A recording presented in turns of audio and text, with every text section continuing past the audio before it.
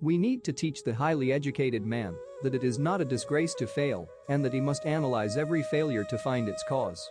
He must learn how to fail intelligently, for failing is one of the greatest arts in the world. Why is the human skull as dense as it is?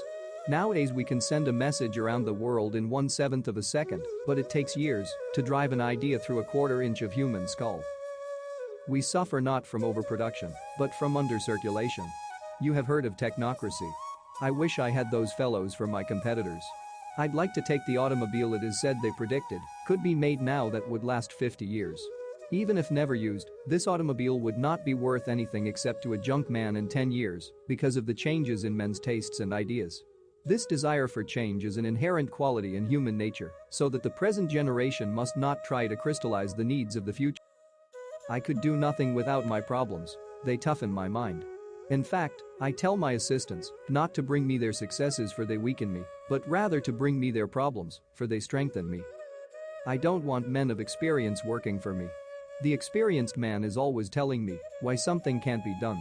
The fellow who has not had any experience is so dumb he doesn't know a thing can't be done, and he goes ahead and does it. Modern psychology teaches that experience is not merely the best teacher, but the only possible teacher. There is no war between theory and practice. The most valuable experience demands both, and the theory should supplement the practice and not precede it. If we taught music the way we try to teach engineering, in an unbroken 4-year course, we could end up with all theory and no music. When we study music, we start to practice from the beginning, and we practice for the entire time. Whenever you look at a piece of work and you think the fellow was crazy, then you want to pay some attention to that. One of you is likely to be, and you had better find out which one it is. It makes an awful lot of difference.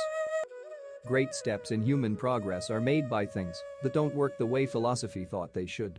If things always worked the way they should, you could write the history of the world from now on. But they don't, and it is those deviations from the normal that make human progress. It doesn't matter if you try and try again and fail.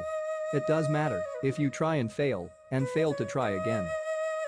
Every honest researcher I know admits he's just a professional amateur. He's doing whatever he's doing for the first time. That makes him an amateur. He has sense enough to know that he's going to have a lot of trouble, so that makes him a professional. An inventor is simply a fellow who doesn't take his education too seriously.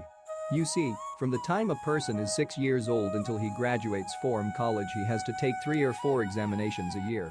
If he flunks once, he is out. But an inventor is almost always failing. He tries and fails maybe 1,000 times. That he succeeds once then he's in. These two things are diametrically opposite. We often say that the biggest job we have is to teach a newly hired employee how to fail intelligently. We have to train him to experiment over and over and to keep on trying and failing until he learns what will work. Every great improvement has come after repeated failures. Virtually nothing comes out right the first time. Failures, repeated failures, are finger posts on the road to achievement. One fails forward toward success. I am not pleading with you to make changes, I am telling you have got to make them, not because I say so, but because old Father Time will take care of you if you don't change. Consequently, you need a procurement department for new ideas. When I was research head of General Motors and wanted a problem solved, I'd place a table outside the meeting room with a sign, "Leave slide rules here." If I didn't do that, I'd find someone reaching for his slide rule. Then he'd be on his feet saying, "Boss, you can't do it."